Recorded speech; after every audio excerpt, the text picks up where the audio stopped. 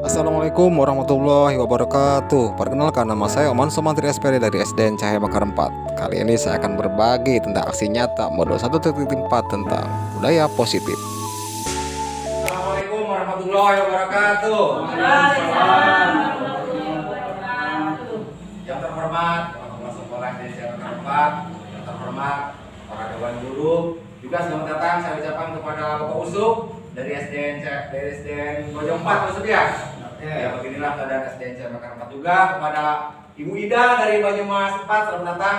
Inilah SDN Cahaya Bakar 4. Baiklah Bapak-bapak, Ibu-ibu, kali ini saya akan melakukan aksi nyata modul 1.4 tentang penyebaran budaya positif.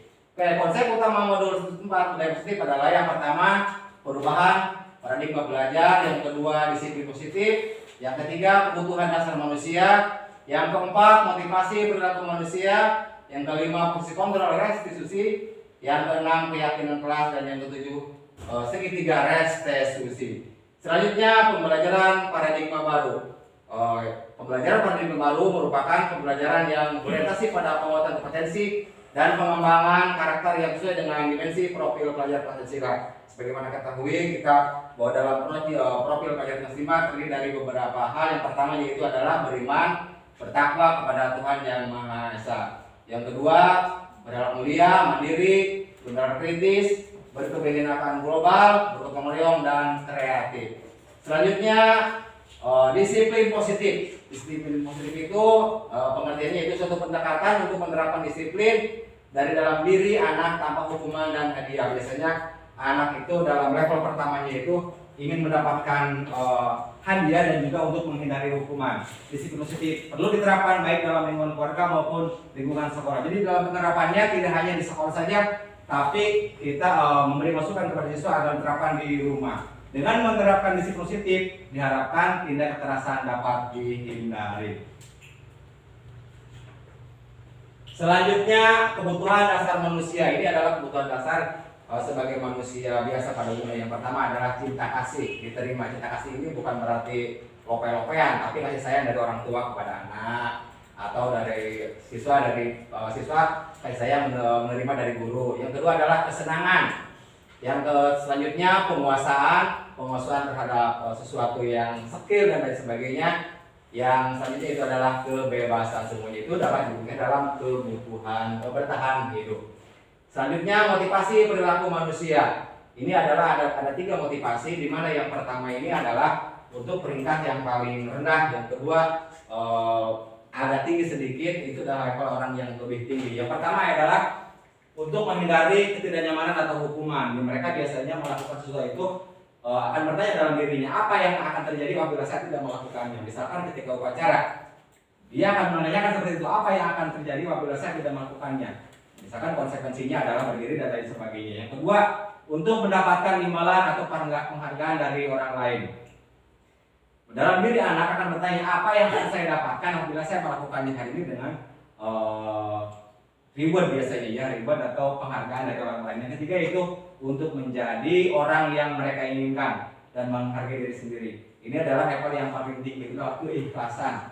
Tidak ada orang, tidak ada guru yang mereka melaksanakan suatu kewajibannya. Lanjut.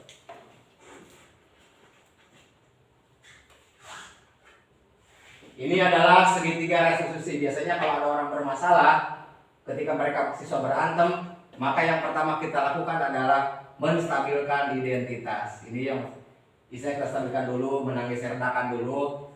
Kita akan bertanya kepada siswa atau berbicara kepada siswa. Setiap orang pasti pernah melakukan kesalahan seperti ini. Selanjutnya, kamu bukan satu-satunya yang pernah melakukan ini. Nah, nanti anak akan merasa stabil dirinya ketika guru menanyakan hal-hal seperti itu. Setelah anak stabil dari menangisnya, kita lakukan yang kedua itu adalah validasi tindakan yang salah. Kita berbicara kepada siswa, kamu tentu punya alasan mengapa kamu melakukan ini. Jadi ucapan-ucapan itu diucapkan setelah anak sudah stabil ya. Selanjutnya, adakah cara yang lebih efektif untuk mendapatkan apa yang kamu butuhkan? Kalau anak sudah berpikir ke sana dari pertanyaan-pertanyaan kita, maka kita akan menanyakan kepada siswa, keyakinan kelas apa yang telah kita sepakati. Nah, keyakinan kelas ini kalau zaman dulu itu disebutnya kesepakatan kelas ya, dilarang berbicara bergantian misalkan. di dalam buang sampah dan sebagainya. Itu adalah kalau keyakinan kelas. Kalau zaman sekarang itu keyakinan kelas, dulu bahasanya kesepakatan kelas, hanya bahasa saja, penerapannya sama. Yang terakhir, kamu ingin menjadi seperti apa? Ya, seperti itu adalah pertanyaan-pertanyaan untuk menstabilkan seseorang yang sedang berantem dan sebagainya. Lanjutnya, konsep disiplin dengan identitas. Ini adalah identitas gagal dan identitas sukses ya. Hukuman dan disiplin. Disiplin di sini terbagi dua, yaitu konsekuensi dan restitusi. Hukuman sesuatu yang menyakitkan dan harus terjadi. Misalkan seseorang melanggar hukum, maka siswa tersebut akan merasa tersakiti meskipun dia sendiri yang melakukan terhadap pelanggaran tersebut. Konsekuensi, sesuatu harus terjadi. Jika kamu tidak memakai sepatu, konsekuensinya kamu berdiri kelas. Tapi kalau dia tetap melanggar, dia harus melakukan konsekuensi yang telah dia buat. Yang terakhir adalah restitusi, yaitu contohnya restitusi merupakan pilihan dari apa yang kita tanyakan kepada tersebut. Hukuman tidak nyaman untuk murid untuk jangka waktu panjang. Ya, kalau misalnya terus dihukum, maka siswa tidak akan merasa nyaman dengan kegiatan pembelajarannya. Konsekuensi tidak nyaman untuk murid anak jangka waktu pendek. Yang terakhir restitusi muatan untuk murid dan anak dalam jangka waktu panjang. Selanjutnya, ini adalah beberapa identitas gagal dan identitas sukses. Hukuman, disiplin terbagi dua sama, itu konsekuensi dan restitusi. Hukuman dampak pada murid marah, merasa bersalah, menahan diri, mengasingkan diri dan lain sebagainya. Konsekuensi kehilangan hak, waktu jika seorang diri, time out, penahanan. Restitusi, murid anak tidak kehilangan waktu namun bersemangat untuk memperbaiki diri. Selanjutnya, hukuman atau konsekuensi, tindakan guru. Ini adalah suatu pertanyaan ya. Apakah jawabannya itu adalah hukuman atau konsekuensi? Mencatat terus sekali dalam buku kalimat, saya tidak akan terlambat karena terlambat ke sekolah.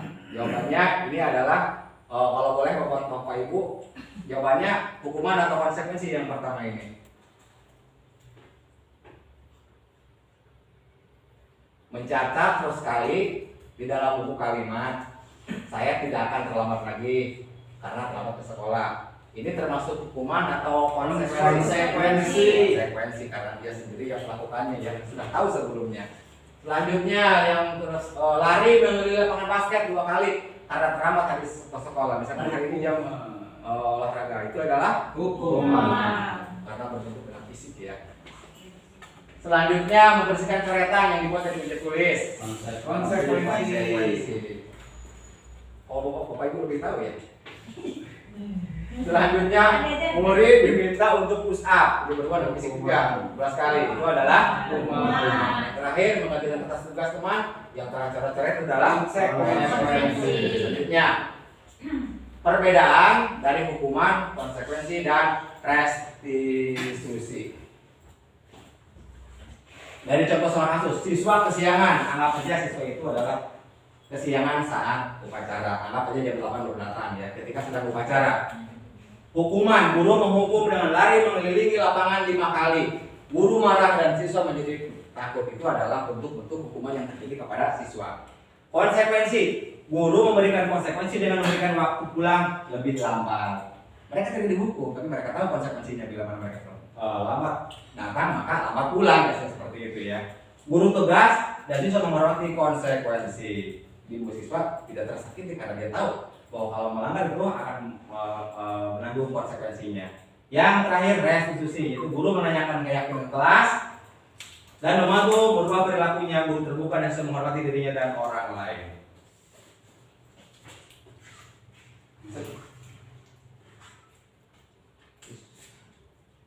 Ini adalah 5 posisi kontrol dari Dr. William Grasser. Dosen berkesimpulan ada 5 posisi kontrol yang diterapkan seorang guru atau orang tua atau atasan dalam melakukan kontrol kepada siswa. Yang pertama, penghukum.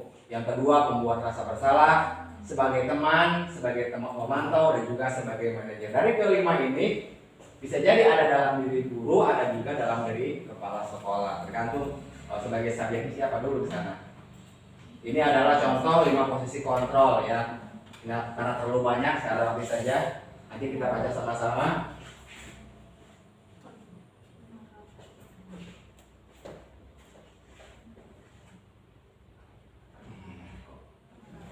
Ini adalah 5 posisi kontrol yang tadi ya. Penghukum, pembuat rasa bersalah, teman, pemantau, dan sebagai manajer. Contohnya, siswa tidak menggunakan topi saat upacara. Apa yang kita lakukan? Ketika kita menjadikan sebagai penghukum kepada siswa, patuhi aturan sekolah. Selanjutnya kamu berdiri pisah barisan. Biasanya kan seperti itu kalau dulu ya. Kita pisahkan siswa itu berbaris dengan orang-orang yang tidak menggunakan atribut dalam upacara. Yaitu selanjutnya pembuat rasa bersalah. Kita berbicara kepada siswa, kamu tahu kan sekolah punya aturan, mengapa masih melanggarnya? Nah, itu adalah pembuat rasa bersalah. Siswa merasa bersalah. Yang ketiga itu adalah teman. Kita bicaranya seolah-olah itu sebagai teman kepada siswa. Ayolah, upacara dengan tertib. Jadilah anak yang dibanggakan. Maka siswa akan termotivasi untuk tertib dalam kegiatan upacara yang selanjutnya itu adalah pemantau. Di sini kita berbicara kepada siswa, kamu sudah melanggar. Apa peraturan dan konsekuensinya? Nah, siswa biasanya sudah tahu itu konsekuensinya karena kita membuatnya bersama-sama. Selanjutnya, manajer. Ini sangat berhubungan dengan sekolah-sekolah ya, maupun guru juga bisa. Nah, apakah kau tahu kesalahanmu? Biasanya kata-kata bijak diucapkan oleh seorang manajer kepada siswa. Jadi yang bagus itu jadi teman aja. Tergantung situasinya Pak. Kalau guru lebih bagus ke teman. Tapi kalau kepala sekolah itu yang dua, manajer dan pemantau. Tapi kalau di sekolah SMP itu ada guru BK biasanya di SMP. Kalau di kita kan tidak ada. Paling Pak Usut yang menangani hal seperti itu.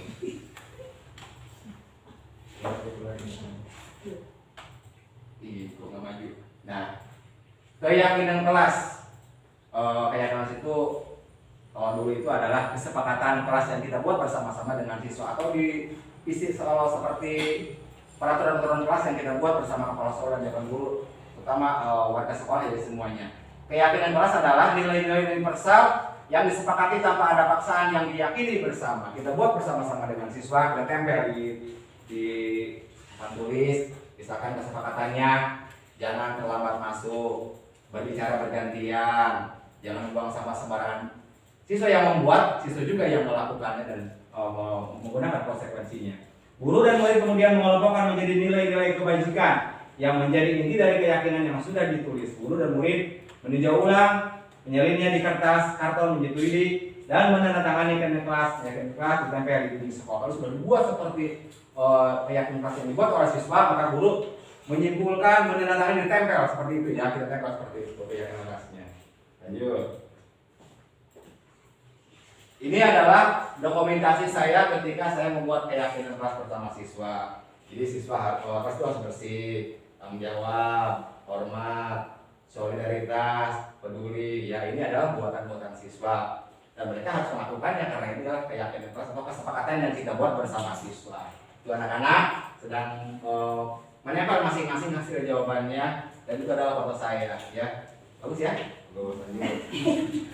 Dan ini adalah foto atau dokumentasi tentang restitusi. Itu ketika saya menangani masalah-masalah siswa yang berkelahi dan lain sebagainya. Maka saya akan memandai tersebut di meja sini ya, untuk saya melakukan 3 tindakan itu. Yang pertama menstabilkan identitas ya dan sebagainya. Oke, sampai di sini Bapak, Ibu, adakah yang ingin ditanyakan? Silakan, Mangga. Boleh saya Pak. Tadi di sana ada tentang keyakinan kelas ya. Apakah penerapan keyakinan kelas bisa diterapkan di kelas bawah? Oke, terima kasih. Terima kasih kepada Ibu Titin yang telah bertanya. Keyakinan kelas penerapannya di kelas bawah apakah bisa? Sangat bisa ya. Anak-anak kelas bawah itu cenderung orangnya jujur ya. Apa anak-anak yang harus dilakukan ketika belajar? Jangan berisik, tulis. Kita harus seperti itu. Maka anak-anak kelas bawah pun bisa melakukan keyakinan kelas bersama dengan gurunya. Cukup, Bu? Cukup. Ya, silakan. Terima kasih, Ada lagi bertanya? Ini Paman, ada istilahnya kesepakatan kelas dengan keyakinan kelas. Apa sih itu perbedaannya? Oke. Kesepakatan kelas dan keyakinan kelas adalah itu yang dibuat oleh kita bersama. Jadi kesepakatan kelas itu dan keyakinan kelas itu adalah hasil dari kita bersama siswa. Jadi istilah saya yang berbeda, tapi penerapannya sama. Baik kesepakatan maupun keyakinan itu sama dalam penerapannya seperti itu. Ada lagi yang ditanyakan? Pak, Ya silakan Bu Indi. Pak, ini dalam penerapannya segitiga bisa tidak betah. Baik. Tahapan segitiga restitusi. Bisakah tidak bertahap? Misalkan orang sedang menangis. Biasanya kan kita stabilkan dulu. Kunaon, gelis, tenang begitu, bapak sok, gitu dan sebagainya. Seperti itu kalau bahasa kita, bahasa ibu. Maka dalam penerapannya tahapan-tahapan restitusi itu harus sesuai dengan prosedur itu bertahap. Menstabilkan identitas, terus apa lagi Bu? Validasi dan menanyakan keyakinan. Jadi harus sesuai dengan prosedur Bu ya, tahapannya seperti itu. Gimana? Bu Windy? Ya, mengerti Pak. Ada lagi yang ditanyakan? Boleh saudara. Oke, konsep utama modul 4 budaya positif adalah yang pertama perubahan paradigma belajar, yang kedua disiplin positif, yang ketiga kebutuhan dasar manusia, yang keempat motivasi perilaku manusia, yang kelima fungsi kontrol restitusi, yang keenam keyakinan kelas, dan yang ketujuh segitiga restitusi. Selanjutnya pembelajaran paradigma baru. Pembelajaran paradigma baru merupakan pembelajaran yang berorientasi pada penguatan kompetensi dan pengembangan karakter yang sesuai dengan dimensi profil pelajar Pancasila. Sebagaimana ketahui kita bahwa dalam profil pelajar Pancasila terdiri dari beberapa hal. Yang pertama yaitu adalah beriman, bertakwa kepada Tuhan Yang Maha Esa. Yang kedua, berakhlak mulia, mandiri, benar kritis, berkebinekaan global, bergotong royong, dan kreatif. Selanjutnya disiplin positif. Disiplin positif itu pengertiannya itu suatu pendekatan untuk penerapan disiplin dari dalam diri anak tanpa hukuman dan hadiah. Biasanya anak itu dalam level pertamanya itu ingin mendapatkan hadiah dan juga untuk menghindari hukuman. Disiplin positif perlu diterapkan baik dalam lingkungan keluarga maupun lingkungan sekolah. Jadi dalam penerapannya tidak hanya di sekolah saja, tapi kita memberi masukan kepada siswa agar diterapkan di rumah. Dengan menerapkan disiplin positif, diharapkan tindak kekerasan dapat dihindari.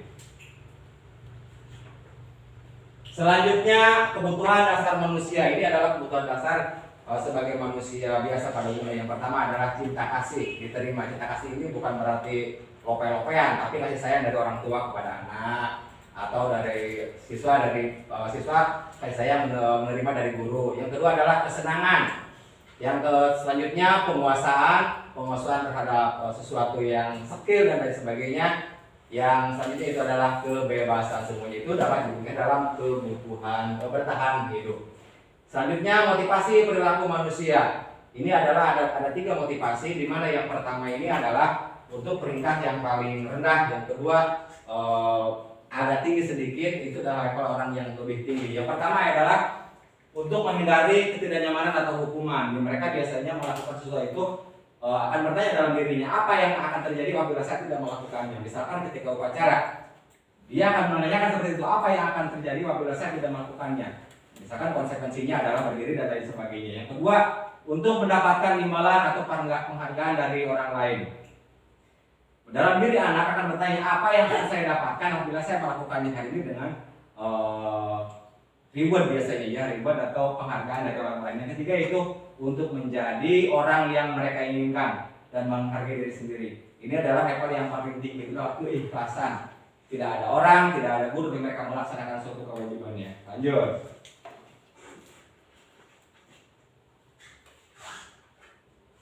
Ini adalah segitiga restitusi. Biasanya kalau ada orang bermasalah, ketika mereka siswa berantem, maka yang pertama kita lakukan adalah menstabilkan identitas. Ini yang bisa kita stabilkan dulu, menangis redakan dulu. Kita akan bertanya kepada siswa atau berbicara kepada siswa. Setiap orang pasti pernah melakukan kesalahan seperti ini.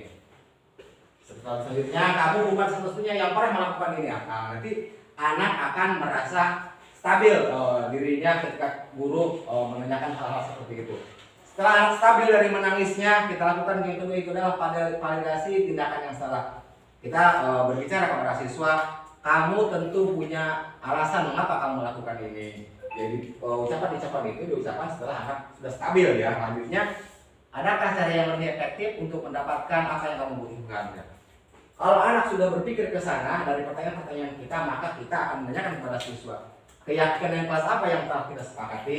Nah, keyakinan kelas ini kalau zaman dulu itu disebutnya kesepakatan kelas ya, dilarang berbicara bergantian, misalkan di dalam buang sampah dan sebagainya. Itu adalah kalau keyakinan kelas. Kalau zaman sekarang itu keyakinan kelas, dulu bahasanya kesepakatan kelas, hanya bahasa saja, penerapannya sama.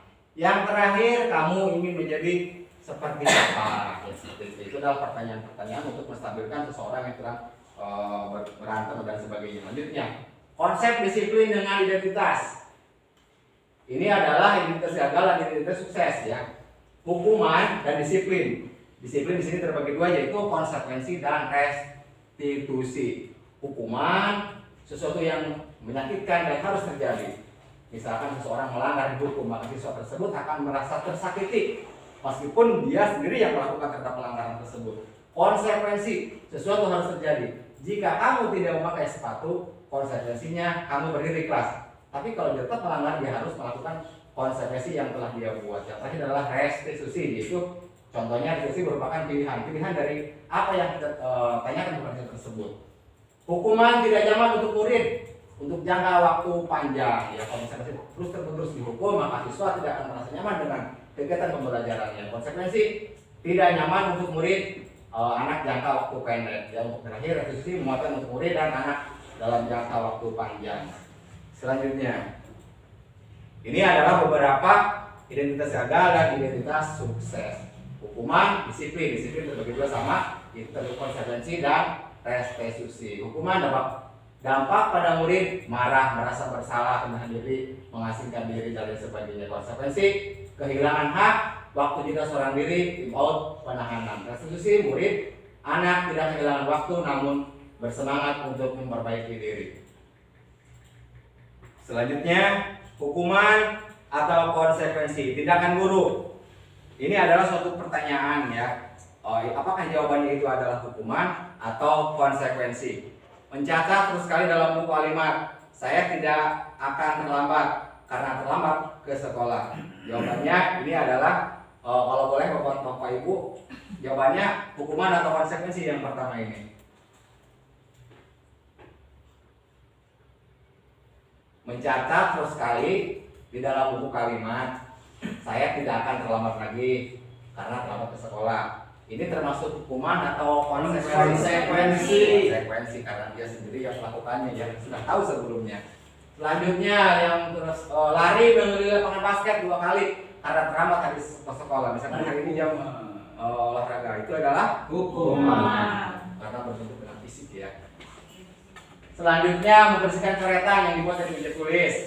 Konsekuensi. Oh, Bapak Ibu lebih tahu ya. Selanjutnya, murid diminta untuk push up. Dia berbuat dengan fisik juga 12 kali. Itu adalah hukuman. Yang terakhir, menggantikan kertas tugas teman. Yang tercoret-coret itu adalah konsekuensi. Selanjutnya, perbedaan dari hukuman, konsekuensi, dan restitusi. Dari contoh soal kasus, siswa kesiangan, anggap saja siswa itu adalah kesiangan saat upacara. Anggap aja jam 8 baru datang ya, ketika sedang upacara. Hukuman, guru menghukum dengan lari mengelilingi lapangan 5 kali. Guru marah dan siswa menjadi takut. Itu adalah bentuk-bentuk hukuman yang terjadi kepada siswa. Konsekuensi, guru memberikan konsekuensi dengan memberikan waktu pulang lebih lambat. Mereka tidak dihukum, tapi mereka tahu konsekuensinya bila mana mereka lambat datang, maka lambat pulang, seperti itu ya. Guru tegas dan siswa menghormati konsekuensi. Ibu siswa tidak tersakiti karena dia tahu bahwa kalau melanggar itu akan menanggung konsekuensinya. Yang terakhir restitusi, itu guru menanyakan keyakinan kelas dan membantu merubah perilakunya. Guru terbuka dan selalu menghormati dirinya dan orang lain.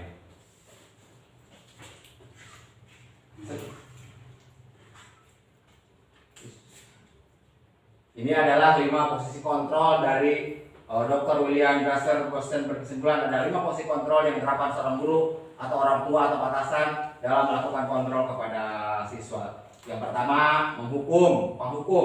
Yang kedua, membuat rasa bersalah sebagai teman pemantau, dan juga sebagai manajer. Dari kelima ini bisa jadi ada dalam diri guru, ada juga dalam diri kepala sekolah. Tergantung sebagai subjek siapa dulu di sana.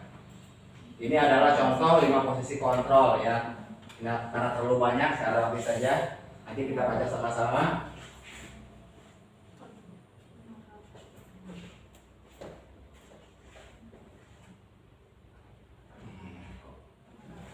Ini adalah 5 posisi kontrol yang tadi ya. Penghukum, pembuat rasa bersalah, teman, pemantau, dan sebagai manajer.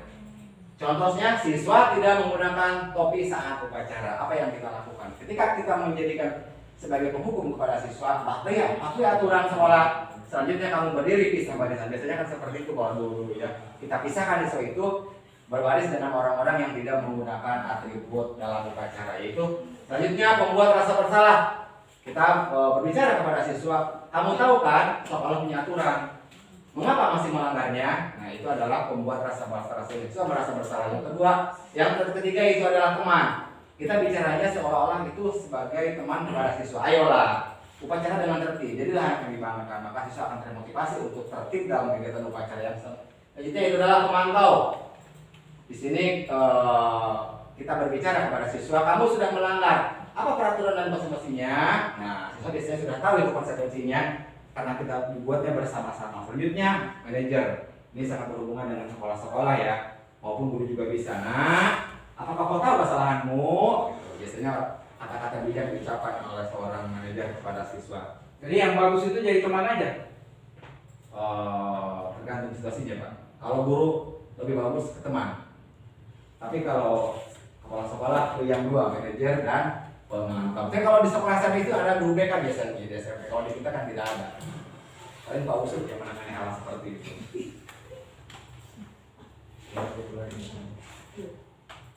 Ih, kok nggak maju. Nah, keyakinan kelas. Keyakinan itu dulu itu adalah kesepakatan kelas yang kita buat bersama-sama dengan siswa atau di isi soal seperti peraturan-peraturan kelas yang kita buat bersama kepala sekolah dan dewan guru, terutama warga sekolah ya semuanya.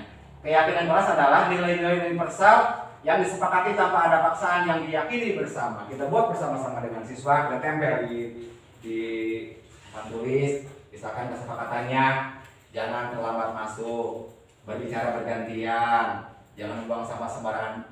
Siswa yang membuat, siswa juga yang melakukannya dan menggunakan konsekuensinya. Guru dan murid kemudian mengelompokkan menjadi nilai-nilai kebajikan yang menjadi inti dari keyakinan yang sudah ditulis. Guru dan murid meninjau ulang, menyalinnya di kertas, karton, menyetujui dan menandatangani keyakinan kelas ditempel di dinding sekolah. Kalau sudah dibuat seperti keyakinan kelas yang dibuat oleh siswa, maka guru menyimpulkan, menandatangani, ditempel seperti itu ya. Kita tempel seperti itu keyakinan kelasnya. Lanjut. Ini adalah dokumentasi saya ketika saya membuat keyakinan kelas bersama siswa. Jadi siswa harus bersih, tanggung jawab, hormat, solidaritas, peduli. Ya, ini adalah buatan-buatan siswa. Dan mereka harus melakukannya karena ini adalah keyakinan kelas atau kesepakatan yang kita buat bersama siswa. Itu anak-anak sedang menempel masing-masing hasil jawabannya dan itu adalah foto saya ya. Bagus ya? Bagus. Dan ini adalah foto atau dokumentasi tentang restitusi. Itu ketika saya menangani masalah-masalah siswa yang berkelahi dan lain sebagainya.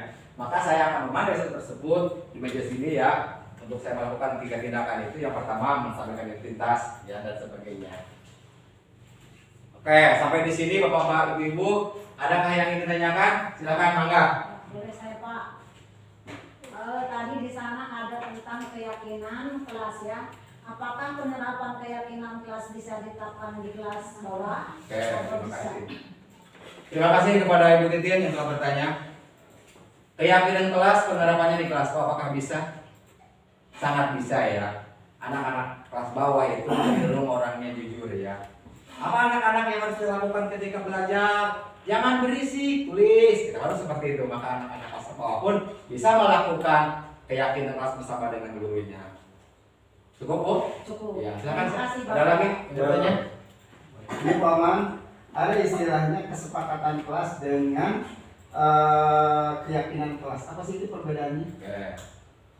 Kesepakatan kelas dan keyakinan kelas adalah itu yang dibuat oleh kita bersama. Jadi kesepakatan kelas itu dan keyakinan kelas itu adalah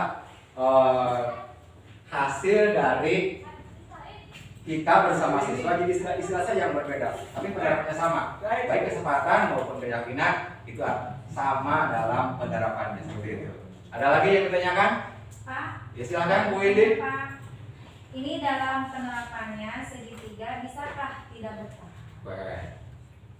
Tahapan segitiga restitusi bisakah tidak bertahap? Misalkan orang sedang menangis, biasanya kan kita stabilkan dulu. Kunaon, gelis, naon begitu, bapak sok, gitu dan sebagainya. Seperti itu ya kalau bahasa kita, bahasa ibu. Maka dalam penerapannya tahapan-tahapan restitusi itu harus sesuai dengan prosedur itu bertahap. Menstabilkan identitas, terus apa lagi Bu? Validasi dan menanyakan keyakinan. Jadi harus sesuai dengan prosedur Bu ya, tahapannya seperti itu. Yang positif adalah yang pertama perubahan paradigma belajar, yang kedua disiplin positif, yang ketiga kebutuhan dasar manusia, yang keempat motivasi perilaku manusia, yang kelima fungsi kontrol restitusi, yang keenam keyakinan kelas, dan yang ketujuh segitiga restitusi. Selanjutnya pembelajaran paradigma baru. Pembelajaran paradigma baru merupakan pembelajaran yang berorientasi pada penguatan kompetensi dan pengembangan karakter yang sesuai dengan dimensi profil pelajar Pancasila. Sebagaimana ketahui kita bahwa dalam profil pelajar Pancasila terdiri dari beberapa hal. Yang pertama yaitu adalah beriman, bertakwa kepada Tuhan Yang Maha Esa. Yang kedua, berlaku mulia, mandiri, benar kritis, berkebinekaan global, bergotong royong, dan kreatif. Selanjutnya disiplin positif. Disiplin positif itu pengertiannya itu suatu pendekatan untuk penerapan disiplin dari dalam diri anak tanpa hukuman dan hadiah. Biasanya anak itu dalam level pertamanya itu ingin mendapatkan hadiah dan juga untuk menghindari hukuman. Disiplin positif perlu diterapkan baik dalam lingkungan keluarga maupun lingkungan sekolah. Jadi dalam penerapannya tidak hanya di sekolah saja, tapi kita memberi masukan kepada siswa agar diterapkan di rumah. Dengan menerapkan disiplin positif, diharapkan tindak kekerasan dapat dihindari. Selanjutnya, kebutuhan dasar manusia. Ini adalah kebutuhan dasar sebagai manusia biasa pada umumnya. Yang pertama adalah cinta kasih. Diterima cinta kasih ini bukan berarti lope-lopean, tapi kasih sayang dari orang tua kepada anak, atau dari siswa kasih sayang menerima dari guru. Yang kedua adalah kesenangan. Yang selanjutnya penguasaan terhadap sesuatu yang skill dan lain sebagainya. Yang selanjutnya itu adalah kebebasan. Semuanya itu dapat diberikan dalam kebutuhan bertahan hidup. Selanjutnya motivasi perilaku manusia. Ini adalah ada 3 motivasi, di mana yang pertama ini adalah untuk peringkat yang paling rendah, yang kedua agak tinggi sedikit, itu adalah level orang yang lebih tinggi. Yang pertama adalah untuk menghindari ketidaknyamanan atau hukuman. Mereka biasanya melakukan sesuatu itu akan bertanya dalam dirinya, apa yang akan terjadi apabila saya tidak melakukannya. Misalkan ketika upacara, dia akan menanyakan seperti itu, apa yang akan terjadi apabila saya tidak melakukannya. Misalkan konsekuensinya adalah berdiri dan lain sebagainya. Yang kedua, untuk mendapatkan imbalan atau penghargaan dari orang lain. Dalam diri anak akan bertanya, apa yang akan saya dapatkan apabila saya melakukannya hari ini dengan reward biasanya ya, reward atau penghargaan dari orang lain. Yang ketiga itu untuk menjadi orang yang mereka inginkan dan menghargai diri sendiri. Ini adalah level yang paling tinggi, itu adalah keikhlasan. Tidak ada orang, tidak ada guru yang mereka melaksanakan suatu kewajibannya. Lanjut.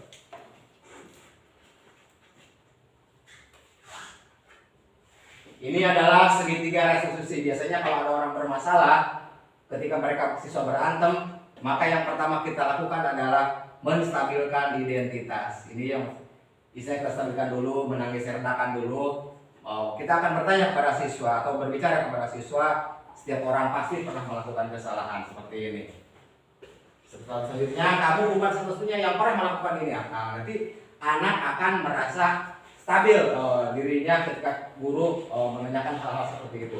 Setelah stabil dari menangisnya, kita lakukan yang kedua itu adalah validasi tindakan yang salah.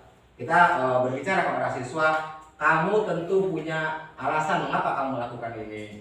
Jadi ucapan-ucapan itu diucapkan setelah anak sudah stabil ya. Selanjutnya, adakah cara yang lebih efektif untuk mendapatkan apa yang kamu butuhkan?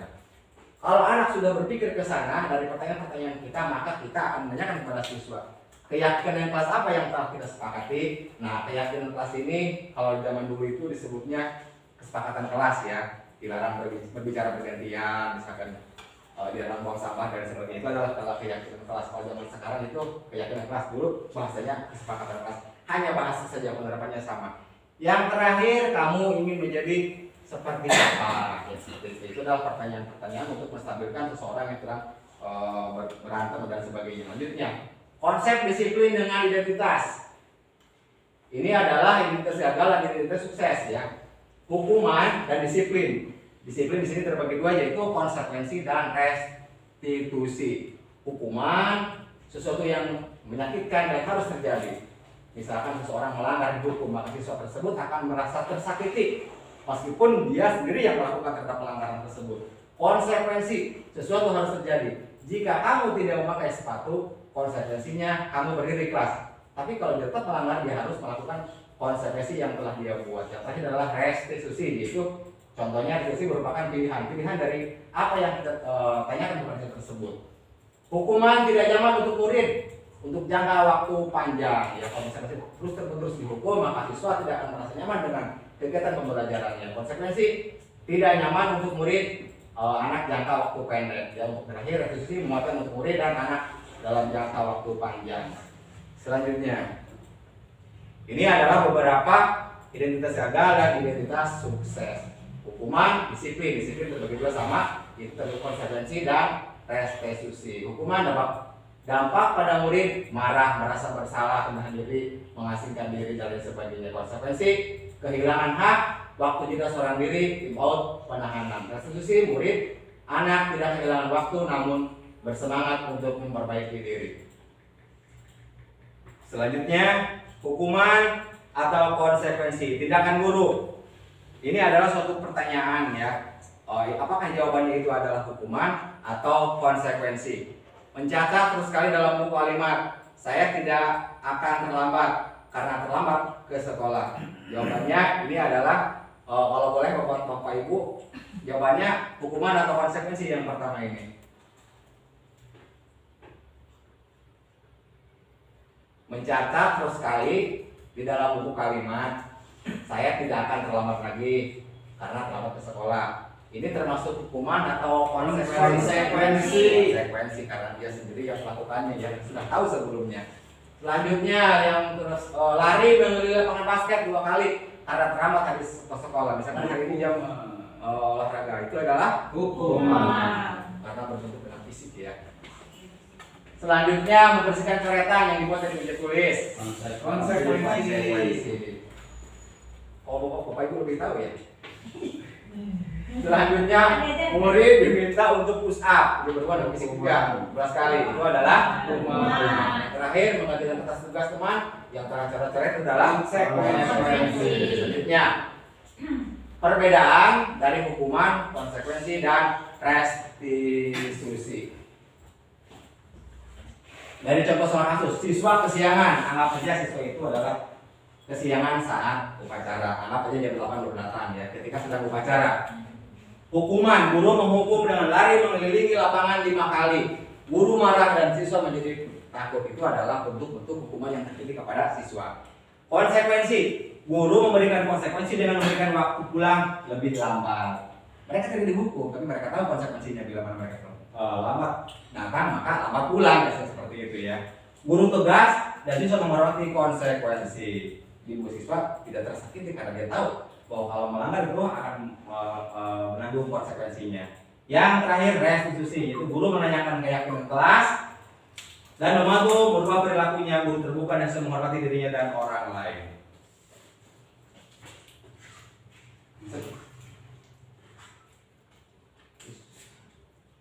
Ini adalah 5 posisi kontrol dari Dr. William Grasser. Dosen berkesimpulan ada 5 posisi kontrol yang diterapkan seorang guru atau orang tua atau atasan dalam melakukan kontrol kepada siswa. Yang pertama, menghukum. Yang kedua, membuat rasa bersalah sebagai teman pemantau dan juga sebagai manajer. Dari kelima ini bisa jadi ada dalam diri guru, ada juga dalam diri kepala sekolah. Tergantung sebagai subjek siapa dulu di sana. Ini adalah contoh 5 posisi kontrol ya. Nah, karena terlalu banyak, saya lewati saja. Nanti kita baca sama-sama.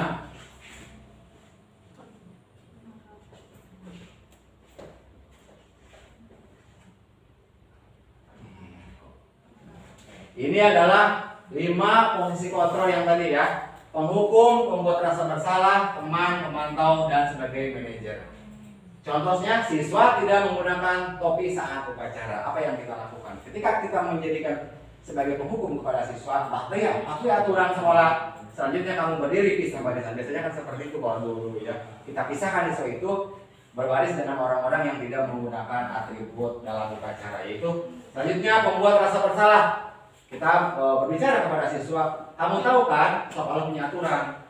Mengapa masih melanggarnya? Nah, itu adalah pembuat rasa bersalah. Siswa merasa bersalah. Yang ketiga itu adalah teman. Kita bicaranya seolah-olah itu sebagai teman kepada siswa. Ayolah, upacara dengan tertib. Jadilah yang dibanggakan. Maka siswa akan termotivasi untuk tertib dalam kegiatan upacara yang selanjutnya itu adalah pemantau. Di sini kita berbicara kepada siswa, kamu sudah melanggar. Apa peraturan dan konsekuensinya? Nah, siswa biasanya sudah tahu itu konsekuensinya. Karena kita dibuatnya bersama-sama. Selanjutnya, manajer. Ini sangat berhubungan dengan sekolah-sekolah ya, maupun guru juga bisa. Nah, apakah kau tahu kesalahanmu? Gitu. Biasanya kata-kata bijak diucapkan oleh seorang manajer kepada siswa. Jadi yang bagus itu jadi teman aja. Tergantung situasinya Pak. Kalau guru lebih bagus ke teman. Tapi kalau kepala sekolah yang dua, manajer dan pemantau. Tapi kalau di sekolah SMP itu ada guru BK biasanya di SMP. Kalau di kita kan tidak ada. Paling Pak Usut yang menangani hal seperti itu.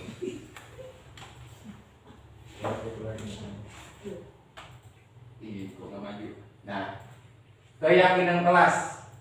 Keyakinan kelas itu kalau dulu itu adalah kesepakatan kelas yang kita buat bersama-sama dengan siswa, atau di isi selalu seperti peraturan-peraturan kelas yang kita buat bersama kepala sekolah dan dewan guru, terutama warga sekolah ya semuanya.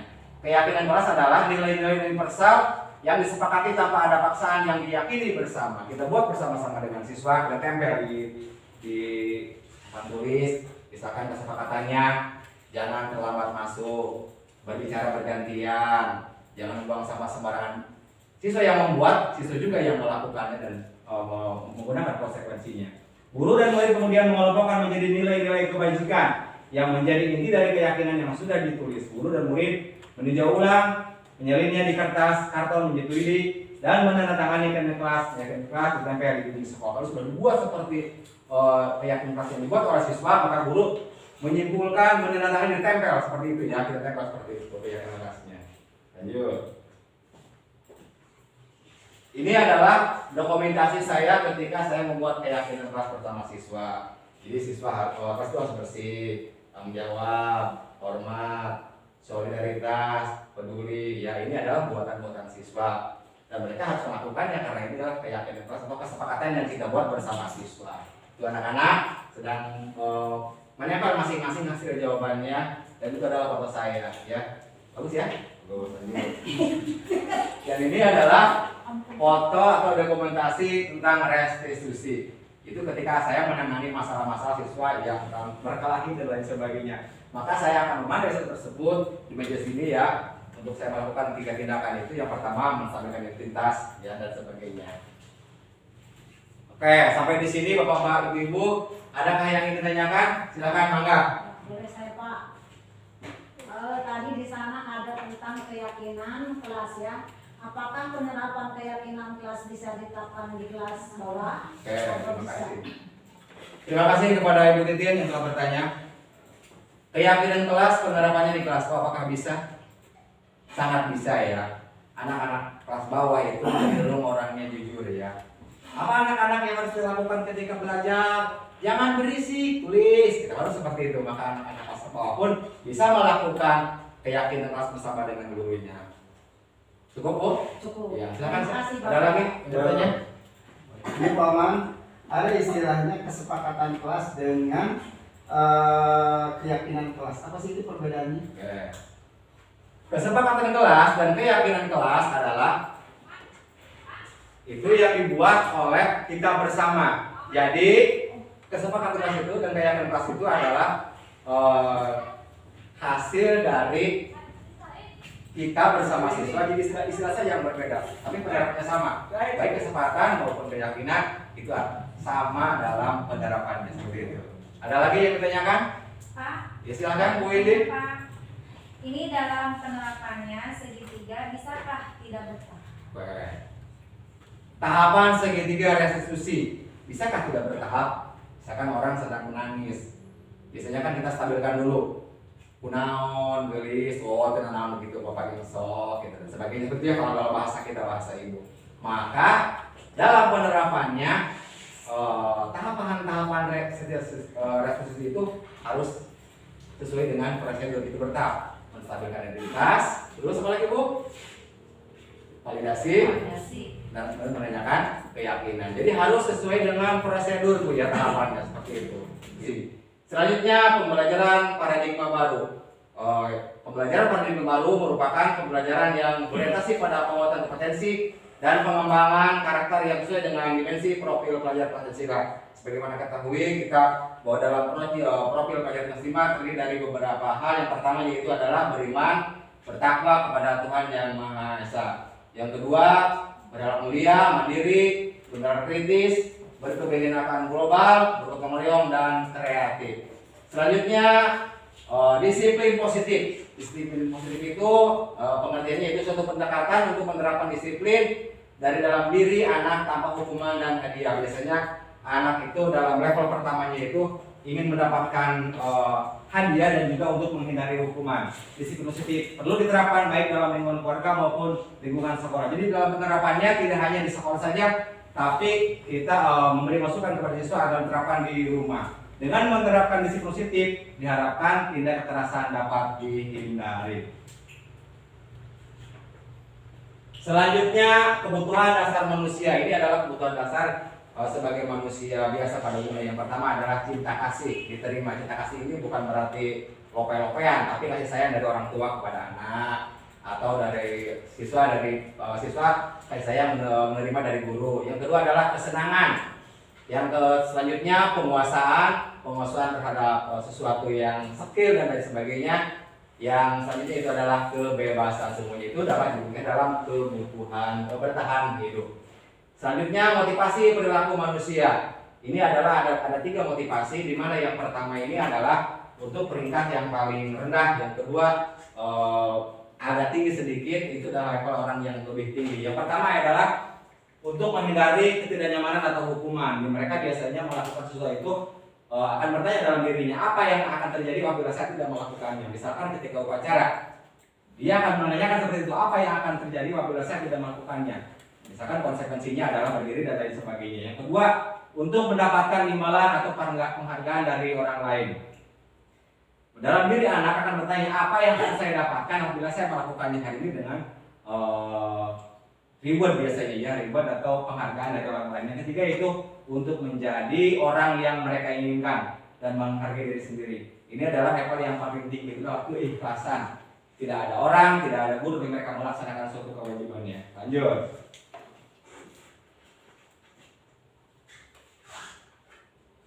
Ini adalah segitiga restitusi. Biasanya kalau ada orang bermasalah, ketika mereka siswa berantem, maka yang pertama kita lakukan adalah menstabilkan identitas. Ini yang bisa kita stabilkan dulu, menangis sertakan dulu.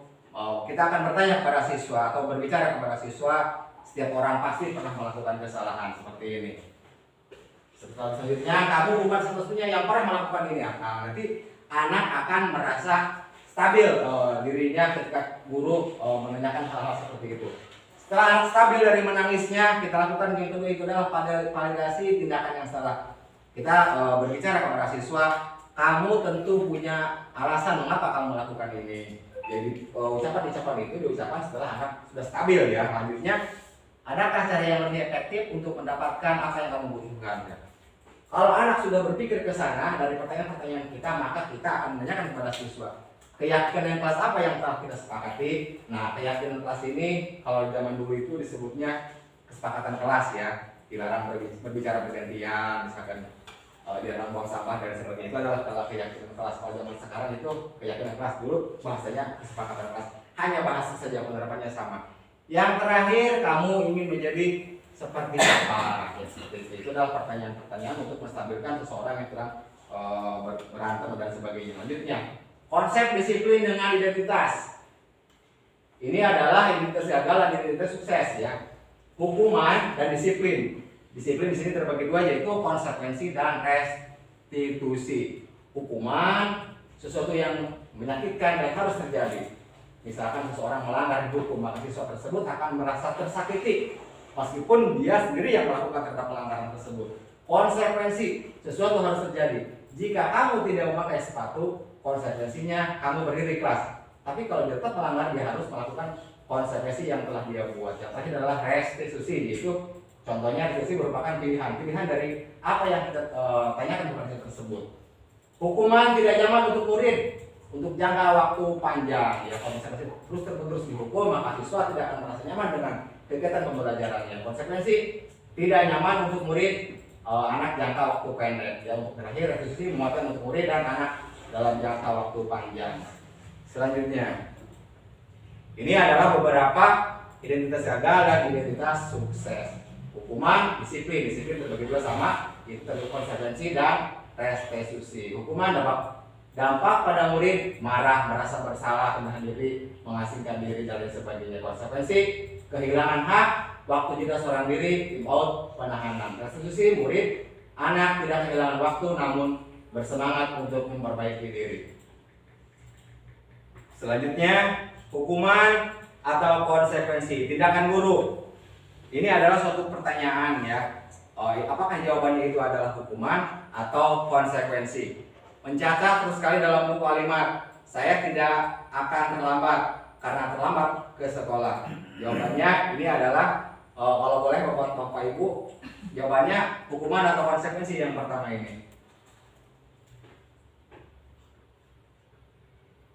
Mencatat terus sekali di dalam buku kalimat, saya tidak akan terlambat lagi karena terlambat ke sekolah. Ini termasuk hukuman atau konsekuensi? Konsekuensi karena dia sendiri yang melakukannya, yang sudah tahu sebelumnya. Selanjutnya yang terus lari mengelilingi lapangan basket 2 kali karena terlambat habis ke sekolah. Misalkan hari ini jam olahraga, itu adalah hukuman karena berbentuk dengan fisik ya. Selanjutnya membersihkan coretan yang dibuat dari meja tulis. Konsekuensi. Oh, Bapak Ibu lebih tahu ya. Selanjutnya murid diminta untuk push up, dia berbuat dengan fisik juga 12 kali. Itu adalah hukuman. Terakhir menggantikan kertas tugas teman yang cara-cara itu adalah konsekuensi. Selanjutnya perbedaan dari hukuman, konsekuensi dan restitusi. Dari contoh soal kasus, siswa kesiangan, anggap saja siswa itu adalah kesiangan saat upacara. Anggap saja jam 8 baru datang ya, ketika sedang upacara. Hukuman, guru menghukum dengan lari mengelilingi lapangan 5 kali. Guru marah dan siswa menjadi takut. Itu adalah bentuk-bentuk hukuman yang terjadi kepada siswa. Konsekuensi, guru memberikan konsekuensi dengan memberikan waktu pulang lebih lambat. Mereka tidak dihukum, tapi mereka tahu konsekuensinya bila mana mereka lambat datang, maka lambat pulang, biasanya seperti itu ya. Guru tegas dan siswa menghormati konsekuensi. Ibu siswa tidak tersakiti karena dia tahu bahwa kalau melanggar itu akan menanggung konsekuensinya. Yang terakhir restitusi, yaitu guru menanyakan keyakinan kelas dan membantu merubah perilakunya. Guru terbuka dan selalu menghormati dirinya dan orang lain.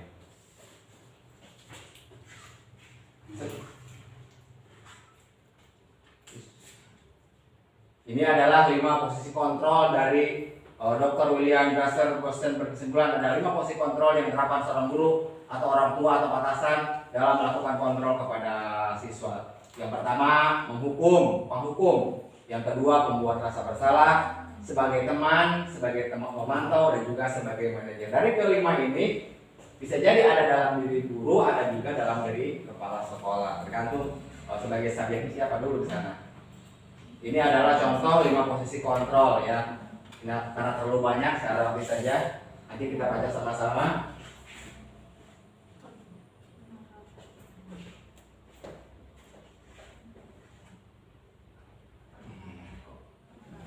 Ini adalah 5 posisi kontrol yang tadi ya. Penghukum, pembuat rasa bersalah, teman, pemantau, dan sebagai manajer.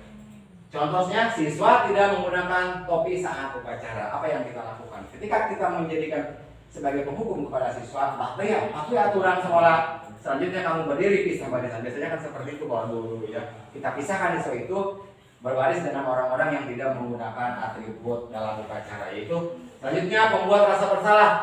Kita berbicara kepada siswa, kamu tahu kan sekolah punya aturan. Mengapa masih melanggarnya? Nah, itu adalah pembuat rasa siswa merasa bersalah. Yang kedua, yang ketiga itu adalah teman. Kita bicaranya seolah-olah itu sebagai teman kepada siswa. Ayolah, upacara dengan tertib. Jadilah anak yang dibanggakan. Maka siswa akan termotivasi untuk tertib dalam kegiatan upacara yang selanjutnya itu adalah pemantau. Di sini kita berbicara kepada siswa, kamu sudah melanggar apa peraturan dan konsekuensinya. Nah, siswa biasanya sudah tahu itu konsekuensinya karena kita membuatnya bersama-sama. Selanjutnya, manajer. Ini sangat berhubungan dengan sekolah-sekolah ya, maupun guru juga bisa. Nah, apakah kau tahu kesalahanmu? Gitu. Biasanya kata-kata bijak diucapkan oleh seorang manajer kepada siswa. Jadi yang bagus itu jadi teman aja. Tergantung situasinya Pak. Kalau guru lebih bagus ke teman. Tapi kalau kepala sekolah itu yang dua, manajer dan pemantau. Tapi kalau di sekolah SMP itu ada guru BK biasanya di SMP. Kalau di kita kan tidak ada. Paling Pak Usut yang menangani hal seperti itu.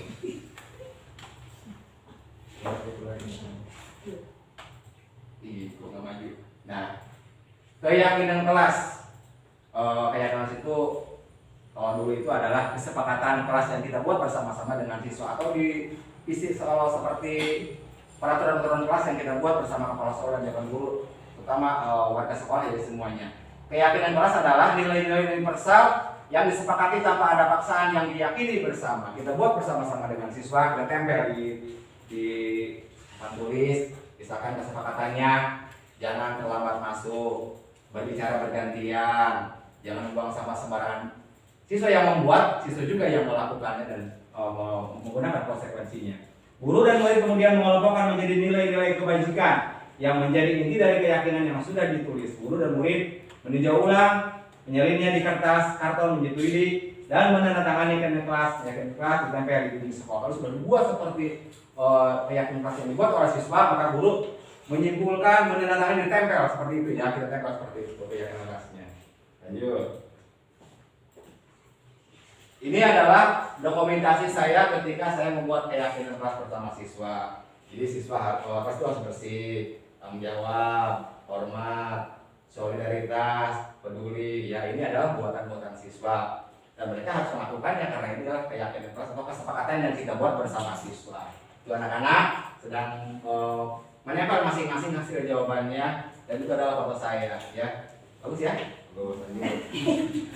Dan ini adalah foto atau dokumentasi tentang restitusi. Itu ketika saya menangani masalah-masalah siswa yang berkelahi dan lain sebagainya. Maka saya akan memandai tersebut di meja sini ya, untuk saya melakukan 3 tindakan itu. Yang pertama, menstabilkan identitas ya, dan sebagainya. Oke, sampai di sini Bapak-bapak, Ibu-ibu, adakah yang ingin ditanyakan? Silakan, mangga. Boleh saya Pak. Tadi di sana ada tentang keyakinan kelas ya. Apakah penerapan keyakinan kelas bisa diterapkan di kelas bawah? Oke, terima kasih. Terima kasih kepada Ibu Titin yang telah bertanya. Keyakinan kelas, penerapannya di kelas bawah apakah bisa? Sangat bisa ya. Anak-anak kelas bawah itu cenderung orangnya jujur ya.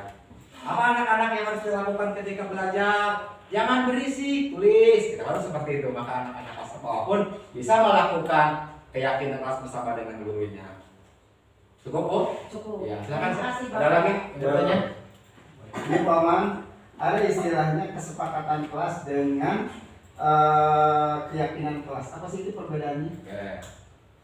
Kesepakatan kelas dan keyakinan kelas adalah itu yang dibuat oleh kita bersama. Jadi kesepakatan kelas itu dan keyakinan kelas itu adalah hasil dari kita bersama siswa. Jadi istilah saya yang berbeda, tapi penerapannya sama. Baik kesepakatan maupun keyakinan itu sama dalam penerapannya, seperti itu. Ada lagi yang ditanyakan? Pak, Ya silakan Bu Indi. Pak, ini dalam penerapannya segitiga bisakah tidak bertahap? Baik. Tahapan segitiga restitusi bisakah tidak bertahap? Misalkan orang sedang menangis, biasanya kan kita stabilkan dulu.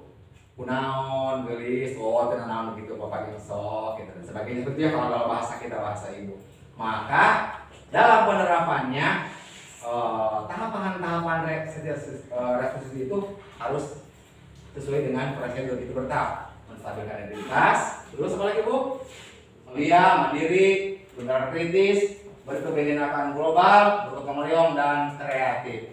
Selanjutnya, disiplin positif. Disiplin positif itu pengertiannya itu suatu pendekatan untuk menerapkan disiplin dari dalam diri anak tanpa hukuman dan hadiah. Biasanya anak itu dalam level pertamanya itu ingin mendapatkan hadiah dan juga untuk menghindari hukuman. Disiplin positif perlu diterapkan baik dalam lingkungan keluarga maupun lingkungan sekolah. Jadi dalam penerapannya tidak hanya di sekolah saja, tapi kita memberi masukan kepada siswa agar diterapkan di rumah. Dengan menerapkan disiplin positif, diharapkan tindak kekerasan dapat dihindari. Selanjutnya, kebutuhan dasar manusia. Ini adalah kebutuhan dasar sebagai manusia biasa pada umumnya. Yang pertama adalah cinta kasih. Diterima cinta kasih ini bukan berarti lope-lopean, tapi kasih sayang dari orang tua kepada anak, atau dari siswa kasih sayang menerima dari guru. Yang kedua adalah kesenangan. Yang selanjutnya penguasaan terhadap sesuatu yang skill dan lain sebagainya. Yang selanjutnya itu adalah kebebasan. Semuanya itu dapat diberikan dalam kebutuhan bertahan hidup. Selanjutnya, motivasi perilaku manusia. Ini adalah ada 3 motivasi, di mana yang pertama ini adalah untuk peringkat yang paling rendah, yang kedua agak tinggi sedikit, itu adalah level orang yang lebih tinggi. Yang pertama adalah untuk menghindari ketidaknyamanan atau hukuman. Mereka biasanya melakukan sesuatu itu akan bertanya dalam dirinya, apa yang akan terjadi apabila saya tidak melakukannya. Misalkan ketika upacara, dia akan menanyakan seperti itu, apa yang akan terjadi apabila saya tidak melakukannya. Misalkan konsekuensinya adalah berdiri dan lain sebagainya. Yang kedua, untuk mendapatkan imbalan atau penghargaan dari orang lain. Dalam diri anak akan bertanya, apa yang akan saya dapatkan apabila saya melakukannya hari ini dengan reward biasanya ya, reward atau penghargaan dari orang lain. Yang ketiga itu untuk menjadi orang yang mereka inginkan dan menghargai diri sendiri. Ini adalah level yang paling tinggi, itu adalah keikhlasan. Tidak ada orang, tidak ada guru yang mereka melaksanakan suatu kewajibannya. Lanjut.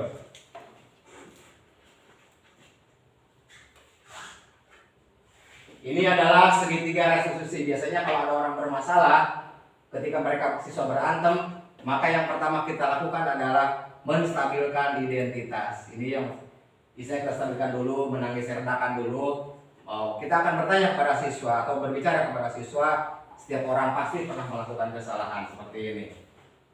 Selanjutnya, kamu bukan satu-satunya yang pernah melakukan ini. Nah, nanti anak akan merasa stabil dirinya ketika guru menanyakan hal-hal seperti itu. Setelah stabil dari menangisnya, kita lakukan yang kedua itu adalah validasi tindakan yang salah. Kita berbicara kepada siswa, kamu tentu punya alasan mengapa kamu melakukan ini.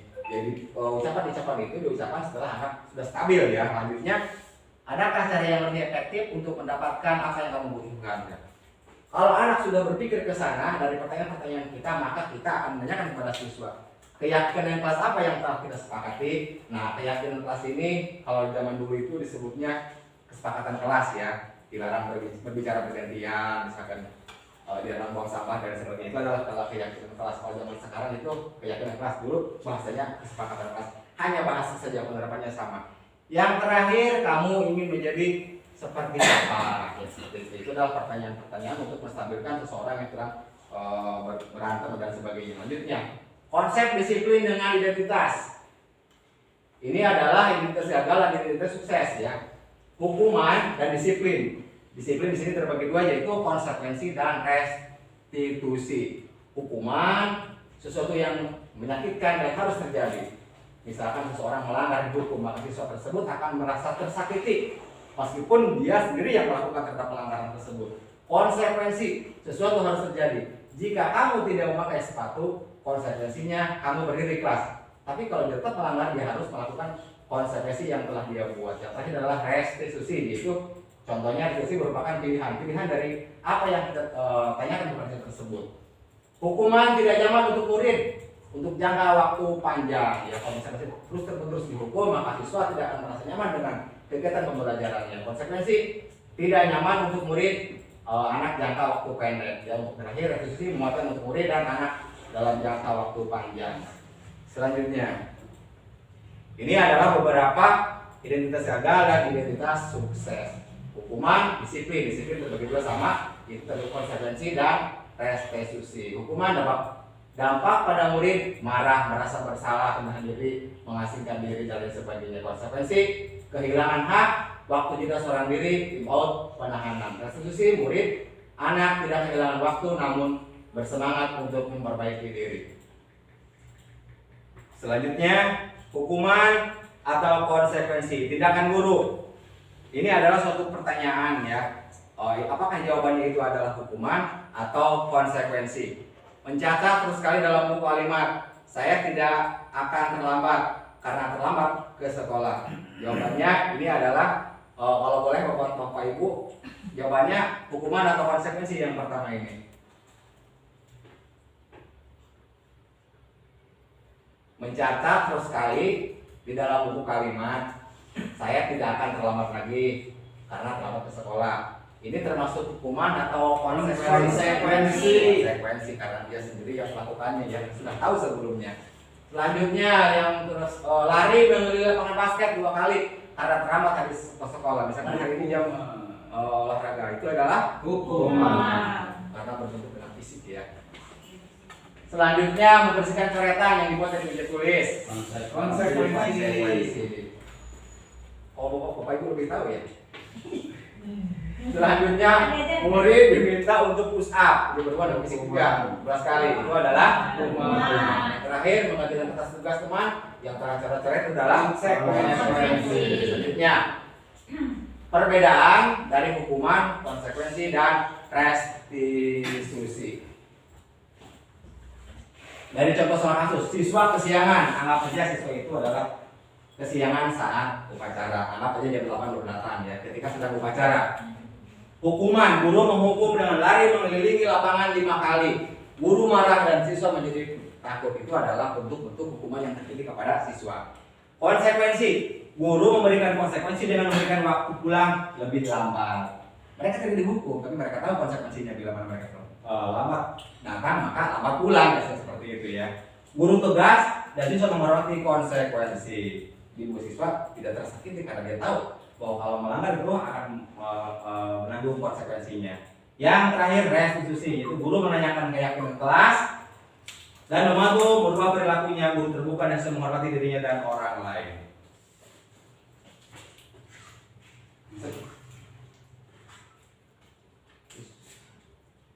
Ini adalah 5 posisi kontrol dari Dr. William Grasser. Berkesimpulan ada 5 posisi kontrol yang diterapkan seorang guru atau orang tua atau atasan dalam melakukan kontrol kepada siswa. Yang pertama, penghukum.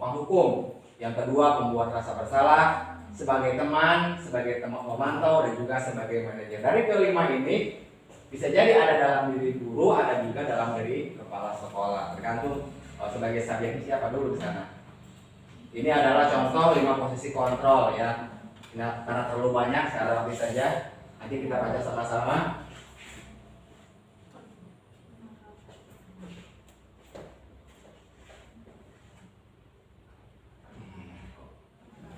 Ini adalah 5 posisi kontrol yang tadi ya. Penghukum, pembuat rasa bersalah, teman, pemantau, dan sebagai manajer. Contohnya, siswa tidak menggunakan topi saat upacara. Apa yang kita lakukan? Ketika kita menjadikan sebagai penghukum kepada siswa, patuhi aturan sekolah. Selanjutnya kamu berdiri pisah barisan. Biasanya kan seperti itu kalau dulu ya. Kita pisahkan siswa itu berbaris dengan orang-orang yang tidak menggunakan atribut dalam upacara. Yaitu selanjutnya pembuat rasa bersalah. Kita berbicara kepada siswa, kamu tahu kan sekolah punya aturan, mengapa masih melanggarnya? Nah, itu adalah pembuat rasa bersalah. Siswa merasa bersalah. Yang kedua, yang ketiga itu adalah teman. Kita bicaranya seolah-olah itu sebagai teman kepada siswa. Ayolah, upacara dengan tertib. Jadilah yang dibanggakan. Maka siswa akan termotivasi untuk tertib dalam kegiatan upacara yang selanjutnya itu adalah pemantau. Di sini kita berbicara kepada siswa, kamu sudah melanggar. Apa peraturan dan konsekuensinya? Nah, siswa biasanya sudah tahu itu konsekuensinya karena kita dibuatnya bersama-sama. Selanjutnya, manajer. Ini sangat berhubungan dengan sekolah-sekolah ya, maupun guru juga bisa. Nah, apakah kau tahu kesalahanmu? Gitu. Biasanya kata-kata bijak diucapkan oleh seorang manajer kepada siswa. Jadi yang bagus itu jadi teman aja. Tergantung situasinya Pak. Kalau guru lebih bagus ke teman. Tapi kalau kepala sekolah itu yang 2, manajer dan Wah, mantap. Tapi kalau di sekolah SMP itu ada guru BK biasanya di SMP. Kalau di kita kan tidak ada. Paling Pak Usut yang menangani hal seperti itu.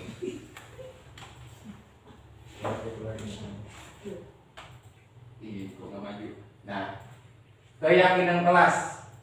Keyakinan kelas itu kalau dulu itu adalah kesepakatan kelas yang kita buat bersama-sama dengan siswa atau di isi seperti peraturan-peraturan kelas yang kita buat bersama kepala sekolah dan dewan guru, terutama warga sekolah ya semuanya.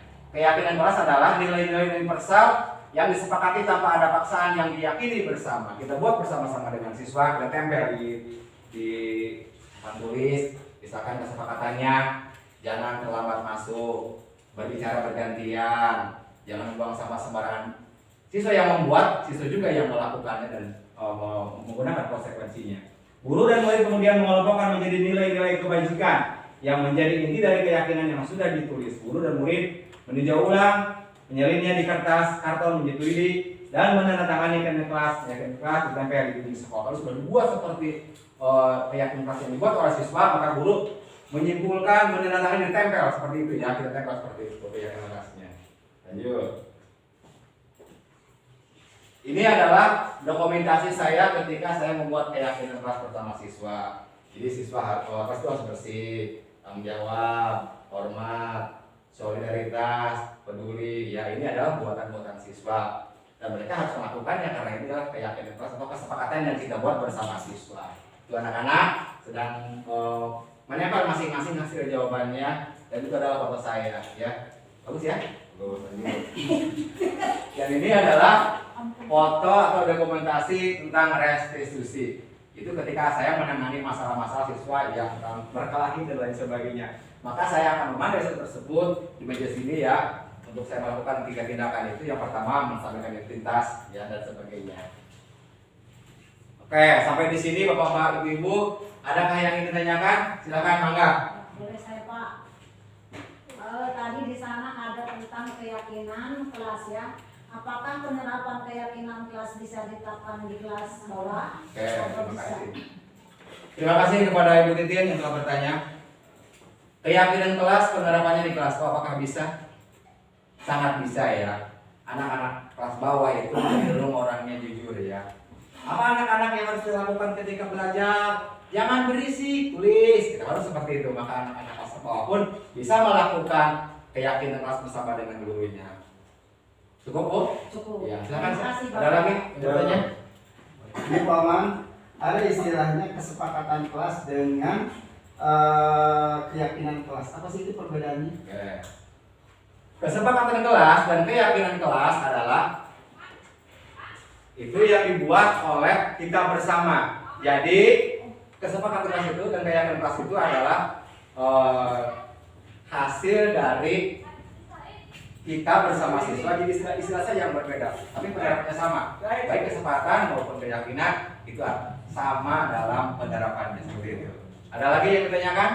Pak, Ya silakan Bu Indi. Pak, ini dalam penerapannya segitiga bisakah tidak bertahap? Baik. Tahapan segitiga restitusi bisakah tidak bertahap? Misalkan orang sedang menangis, biasanya kan kita stabilkan dulu. Kunaon, gelis, tenan begitu, bapak insok, gitu dan sebagainya. Seperti itu kalau bahasa kita, bahasa ibu. Maka dalam penerapannya tahapan-tahapan restitusi itu harus sesuai dengan prosedur itu bertahap. Menstabilkan identitas, terus apa lagi Bu? Validasi dan menanyakan keyakinan. Jadi harus sesuai dengan prosedur Bu ya tahapannya seperti itu. Gimana? Bu Windy? Ya, mengerti Pak. Ada lagi yang ditanyakan? Boleh, saudara. Sudah cukup Pak. Oke. Terima kasih kepada semuanya yang telah turut hadir dalam aksi nyata saya dalam mengimbaskan budaya positif. Terima kasih. Mudah-mudahan SDN Cahaya Mekar 4 ini dalam situasi budaya positif dalam pergaulannya. Amin. Tutup. Wassalamualaikum warahmatullahi wabarakatuh. Waalaikumsalam.